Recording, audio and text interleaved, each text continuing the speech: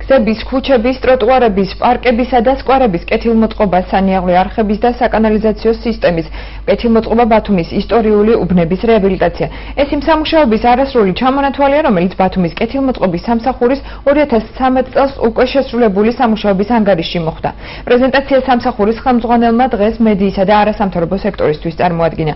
თენგიზ პეტრიძის განცხადებით, ბევრია ისეთი პროექტი, რომელიც მიმდინარე წელს უკვე უნდა დასრულებულიყო, არის ეს თალკეული ქუჩების კეთილმოწყობა, ჟილინის არხის რეაბილიტაცია, დელფინარიუმის მიმდებარე სატუმბის სადგურის გამართვა, თუმცა ისინი კონტრაქტორი კომპანიების ხარვეზების გამო შეფერხდა, რომელთა ნაწილით წლის ბოლომდე, ნაწილი კი მომდევნო წლისთვის გამოსწორდება. შეხვედრაზე არასამთავრობო სექტორიდან შენიშვნების შესრულებული სამუშაოების ხარისხთან დაკავშირებით გამოითქვა. პრეზენტაციაზე სამსახურის ხელმძღვანელმა წლის ბოლომდე დაგეგმილი ღონისძიებების ნუსხაც წარმოადგინა. კეთილმოწყობის სამუშაოებისთვის ქალაქის ბიუჯეტში 55 მილიონი ლარია გათვალისწინებული. დაახლოებით 100 მეტ ობიექტს ტერიტორიას ადგილს ვახდენთ კეთილმოწყობა სხვადასხვა კუთხით, სხვადასხვა მიზეზების ზოგიერთი პროექტი შეჩერდა. უშუალოდ გამოიყო თანხა ცენტრალური ბიუჯეტიდან ჭავჭავაძე აბუსერძის ქუჩის ასფალტით მოწყობისათვის, თუმცა გამოცხადებული ტენდერი ჩაიშალა და ჩვენ მაინც უკვე განმეორებით ტენდერზე გაგვაქვს საკითხი.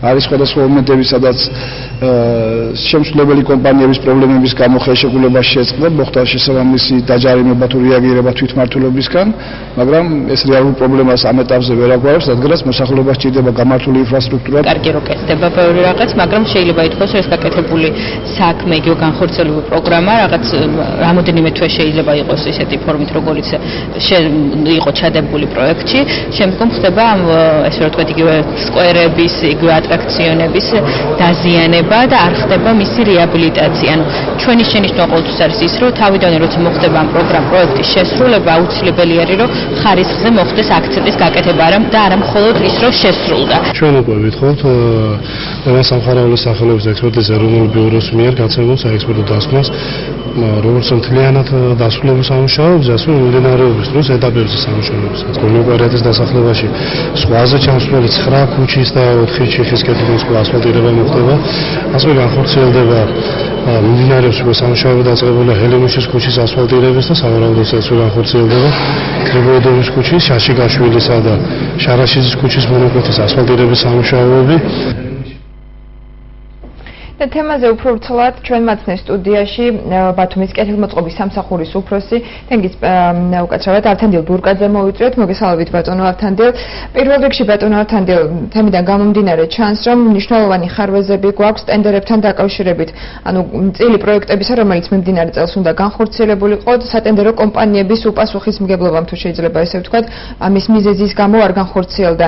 ხომ არა გაქვთ ესეთი გეგმა, რომ გადახედოთ სატენდერო კომპანიების ნუსხას, ან მათი კონტროლის მექანიზმები ხომ არა გაქვთ, ხომ არ აპირებთ გამკაცრებას? გამკაცრებას რა თქმა უნდა ვაპირებთ. ჩვენზე არ არის ჩვენ ვარ დამკვეთი ორგანიზაცია, ასე ვთქვათ, სამსახური. ჩვენ უკვეთავთ გვინდა რაიმეს გაკეთება დაუშვათ ქალაქში რომელიმე გზის, ამის გამო ვაცხადებთ ტენდერს. ტენდერში ღებულობს მონაწილეობა, ვისაც სურვილი აქვს ყველანი და გამარჯვებული კომპანია იწყებს ამ საქმიანობას. შემდეგ ხშირია შემთხვევები, როდესაც რომელიმე კომპანია ვერ ართმევს თავს დაკისრებულ ვალდებულებას. თუმცა ამ შემთხვევაში უმეტეს ძილად ზარალდება მოქალაქეები, ხო? შესაძლოა პროექტის განხორციელებისთვის ხელმეორედ გამოცხადდეს ტენდერი, თუმცა ამ დროს მოქალაქეებს ლოდინი უწევთ ქუჩების ხომ არა გაქვთ იმის საშუალება, რომ კონტრაქტში გაიწეროს რაიმე კონკრეტული მუხლი, რომელიც დაავალდებულებს ან აუკრძალავს მომდევნო ჯერზე ტენდერში მონაწილეობას. ძირითადად ჩვენზე რაც არის დამოკიდებული, ჩვენ თუკი ვადაში ვერ ჩაეტევა ამ სატენდერო პირობებს ვერ განახორციელებს, ვაჯარიმებთ. მიდის ჯარიმა და ეს მოქმედებს, რა თქმა უნდა, ფინანსურად მოქმედებს ამა თუ იმ ორგანიზაციაზე. ეს არის ჩვენი ძირითადი ბერკეტი. შეიძლება შეწყვეტაც, მაგრამ იგივე კიდევ ვიმეორებ, რომ თავიდან უნდა გამოაცხადო ტენდერი და თავიდან უნდა მიიღოს მონაწილეობა. რა თქმა უნდა, დროში ეს იწელება და ძალიან ხშირად გვაქვს და ამის გამოც ხდება ის, რომ რიგ შემთხვევაში გეგმა არ სრულდება. და ეს რა თქმა უნდა ბიუჯეტის შემდეგ ბიუჯეტის შეუსრულებლობას აქედან გამომდინარეობს. არის შემთხვევები და ასეთ კომპანიებს ჩვენ ვებრძვით მაგრამ ჩვენზე ძალიან ცოტა არის დამოკიდებული. კიდევ მეორე ერთადერთი ძირითადი მეთოდი არის დაჯარიმება. Odesats ესა თუ ის კომპანია უხარისხოდ აკეთებს სამუშაოს, ან ვადაში ვერ ეტევა. თუმცა ხშირია შემთხვევები, როდესაც დაჯარიმებულ კომპანიებს ეძლევა საშუალება კიდევ ერთხელ მიიღონ მონაწილეობა ტენდერში და გაიმარჯვონ და შესაბამისი პროექტები განახორციელონ და ხომ არ გეგმავთ რომ აუკრძალოთ საერთოდ სამომავლოდ ტენდერში მონაწილეობის უფლება? ჩვენ ტენდერში ჩვენ ვაცხადებთ ტენდერს და ეს უკვე ჩვენზე არ არის დამოკიდებული ვინ მიიღებს, რომელი ორგანიზაცია მიიღებს ამ კონკურსში მონაწილეობას. მოქალაქეების ინტერესი და მოქალაქეები ზარალდებიან ამისთვის, ხომ შეიძლება რომ უფრო მკაცრი გახდეს ტენდერის გამომცხადებელი სამსახური და ეს მოთხოვნა უფრო მკაცრი რომ გახდეს? რა თქმა უნდა, მოთხოვნებს კიდევ ვართულებთ და ამ გართულების პირობებს, ესე იგი უფრო მკაცრ პირობებს უყენებთ ამა თუ იმ კომპანიებს, უბრალოდ ტენდერში ვდებთ უფრო მკაცრ პირობებს და ამ მკაცრი პირობებიდან გამომდინარე, ალბათ ბევრი ვერ შეძლებს მონაწილეობას. რაც შეეხება არასამთავრობო სექტორის შენიშვნებს, აქ ერთ-ერთმა არასამთავრობომ დაასახელა, რომ ხშირია პრეტენზიები შესრულებულ სამუშაოების ხარისხთან დაკავშირებით. მაგალითისთვის შეგვიძლია მოვყვანოთ ველობილიკების პროექტი, რომელიც მართალია თქვენს მოსვლამდე განხორციელდა ქალაქის მერიის მიერ, თუმცა მსგავსი შემთხვევები ახლად განხორციელებულ პროექტებშიც გვხდება და რა ვალდებულება ეკისრება კომპანიას პროექტის განხორციელების შემდეგ? არის თუ არა მათი ვალდებულება პროექტის რესტავრირება ან შეკეთება ნების სხვადასხვა დაზიანებული ადგილების შეკეთება? რა თქმა უნდა, თუ კი ეს კომპანია ხარისხიანად ვერ აკეთებს ამა თუ იმ სამუშაოს, ის კომპანია ვალდებულია შემდეგ შენიშვნების შემდეგ აღადგინოს დაუშვათ ის რაც აქვს მას ხარისხი შეასრულოს.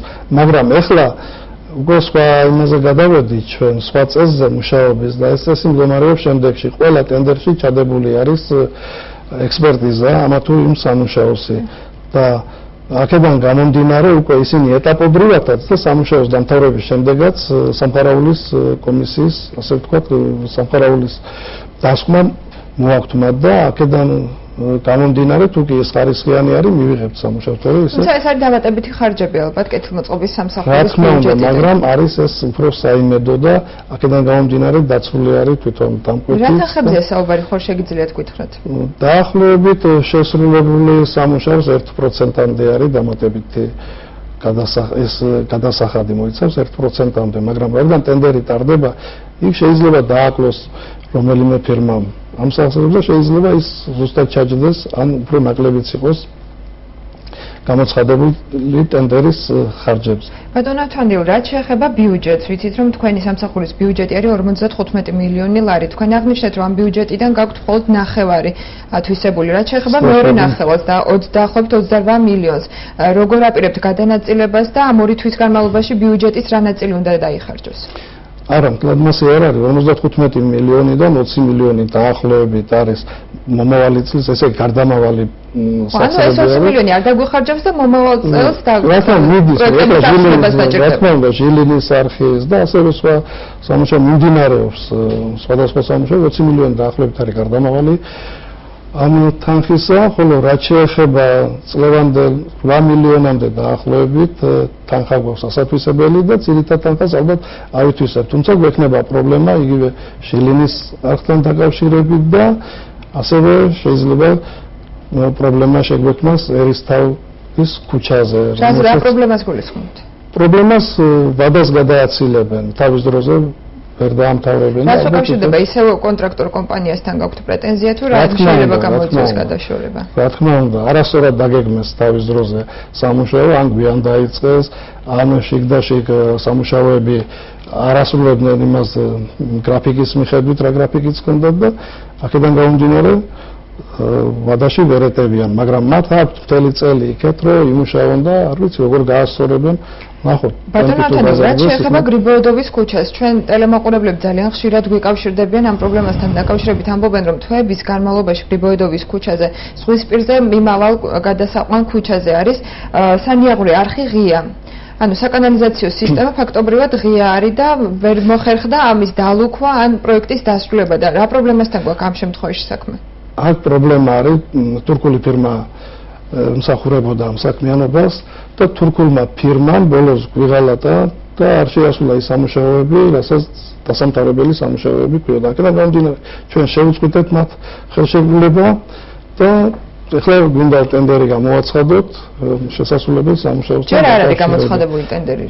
არა, ჯერ არ არის. ტენდერის გამოცხადება.